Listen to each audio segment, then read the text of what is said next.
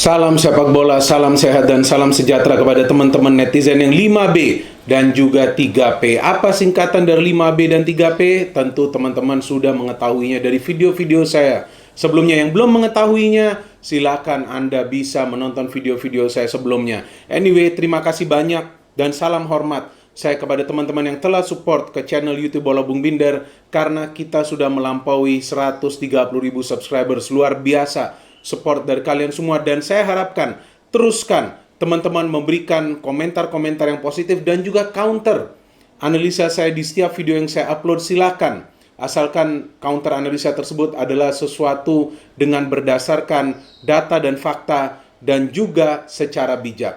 Dan di video kali ini saya akan membahas tentang pertandingan dari kompetisi Serie A, yakni Liga Italia, yang menurut saya masih merupakan salah satu kompetisi yang ketat dan besar di Eropa saat ini. Yes, bahwasannya Juve yang terus-menerus menjadi juara, tetapi bukan berarti klub-klub lain tidak mempersiapkan diri untuk bisa menghentikan Juve agar terus-menerus menjadi juara. Dan di musim ini, kita bisa mencermati bahwa ada dua klub asal kota Milan, Inter Milan dan juga AC Milan, yang mempersiapkan diri sangat serius dengan membeli atau juga mengontrak pemain-pemain baru, apakah itu dalam status pinjaman atau juga secara permanen, agar mereka bisa bersaing di papan atas Serie A dan ya tentunya harapannya adalah untuk bisa menjadi juara Serie A. Dan malam hari ini kedua klub asal kota Milan ini akan bertanding, berduel dan juga menantang satu sama lainnya di sebuah pertandingan derby. Artinya pertandingan yang mempertemukan dua klub asal kota yang sama. Label dari derby ini adalah Derby della Madonnina, yang merupakan salah satu pertandingan derby terbesar di dunia, teman-teman. Dan kita tentu jika telah mengikuti Serie A untuk beberapa musim terakhir, bisa melihat bahwa saat kedua tim ini duel, yang terlihat adalah kreativitas, agresivitas, dan juga penuh adrenalin tinggi penampilan para pemain dari kedua tim. Oke, kita langsung saja membahas bagaimana persiapan dari kedua klub. Internazionale kita lihat bahwa tetap masih dilatih oleh Antonio Conte, dan Antonio Conte mulai membeli atau juga menempatkan pemain-pemain yang ia nilai diperlukan dalam posisi tertentu yang merupakan kelemahan bagi Internazionale Milan musim lalu. Bukan Misan ya.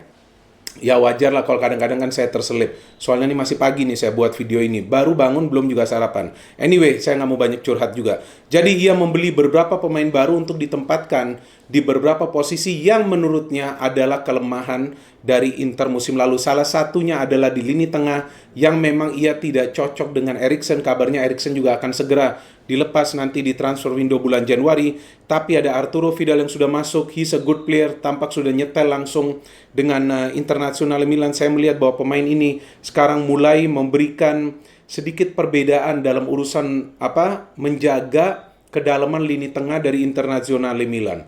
Karena mereka tidak lagi mengandalkan Brozovic atau juga Barella, bahkan Gagliardini. Tapi ada Vidal yang memang mengandalkan agresivitas. Dan agresivitas Vidal ini saya kira masih salah satu yang terbaik di Eropa saat ini. Bahwasannya dia tidak berkembang di Barcelona, tapi bukan berarti ia tidak bisa berkembang di Inter. Ia sudah pernah bermain di Serie A sebelumnya bersama Juventus. Hakimi, mantan pemain Real Madrid, juga pemain yang telah memberikan assist dalam beberapa penampilannya bagi Internazionale Milan. Perisic telah kembali ke Inter Milan. Luar biasa pemain ini, menggeser sekarang posisi dari Ashley Young. Tapi kapan-kapan Ashley Young juga ditampilkan di belakang. Godin sudah pindah, tapi sekarang Skriniar lebih banyak mendapatkan kesempatan bermain. Tapi ada Kolarov juga, yang walaupun Kolarov adalah back kiri, ditempatkan sebagai salah satu center back di formasi 3-5-2 atau 3-4-1-2 secara menyerang.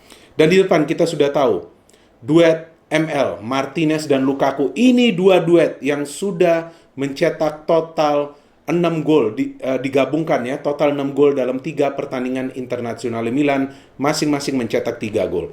Secara formasi Antonio Conte memang sudah mantap, secara permainan untuk mencetak gol sudah mantap, secara defense belum mantap ya. Artinya tim ini masih sulit untuk menghentikan para pemain dari tim lawan dalam urusan mencetak gol. Bukan berarti Handanovic ini bukan penjaga gawang yang bagus, tapi saya kira pola permainan yang lebih menyerang dari Internazionale Milan yang saya perhatikan di awal musim ini juga mengundang resiko besar saat mereka menghadapi tekanan dari para pemain tim lawan. Itu yang membuat Internazionale Milan ini belum bisa mencatat clean sheet. Dan saya kira lawan Lazio pun mereka beruntung meraih hasil seri. Padahal Lazio betul-betul membombardir pertahanan dari Internazionale Milan. Dan beruntung juga mereka bisa mencetak gol lebih awal di pertandingan tersebut. Jadi, walaupun Inter Milan ini tampak sudah lebih berimbang secara materi pemain di setiap lininya, tapi on the whole, secara permainan, konsep permainan yang diterapkan oleh Antonio Conte belum bisa diimbangi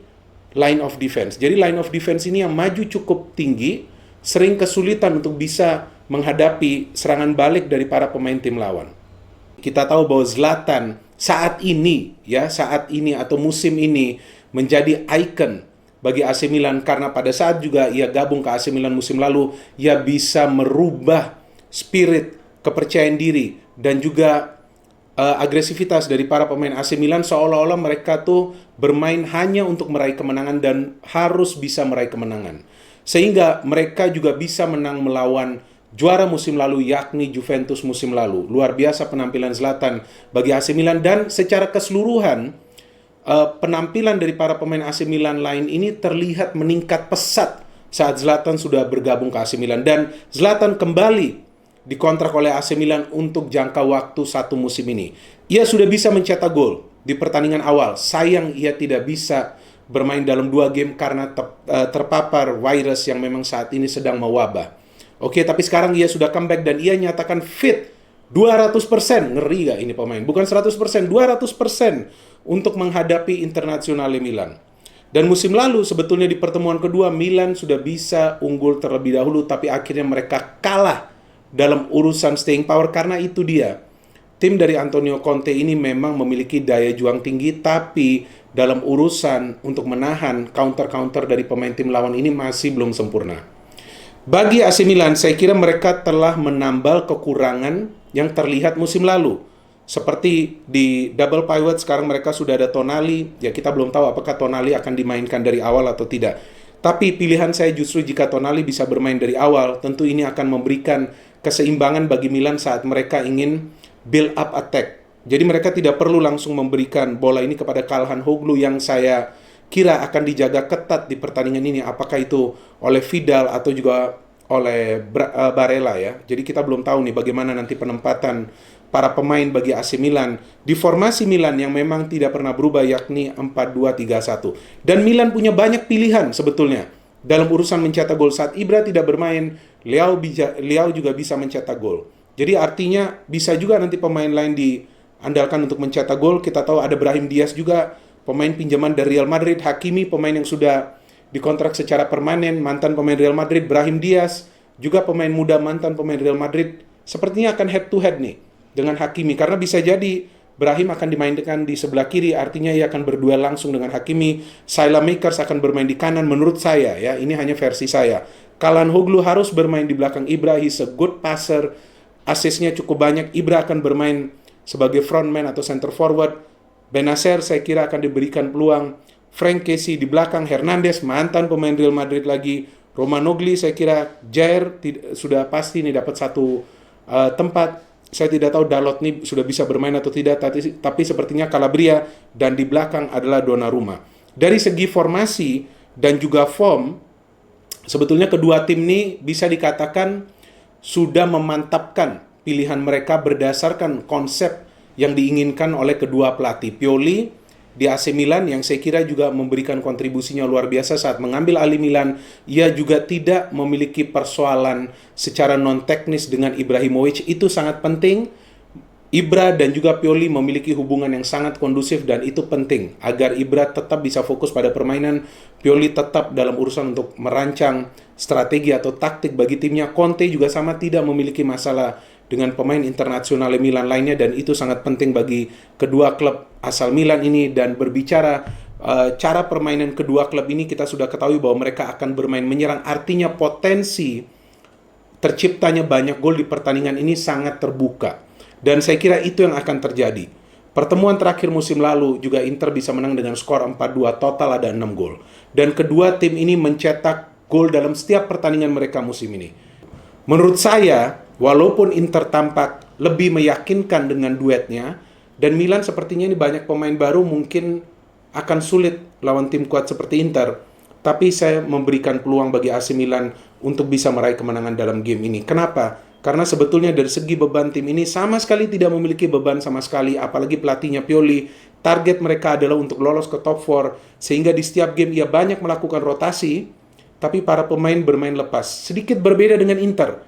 Saat mereka ini menghadapi tim besar, sepertinya para pemain ini sedikit terbatas pergerakannya, seperti contohnya lawan Lazio. Musim lalu juga sama. Saat bermain di pertandingan-pertandingan besar, tampak mereka sulit berkembang. Lawan Juve pun mereka tidak bisa meraih kemenangan, kan? Musim lalu beda dengan Milan, tampil lepas bisa meraih kemenangan.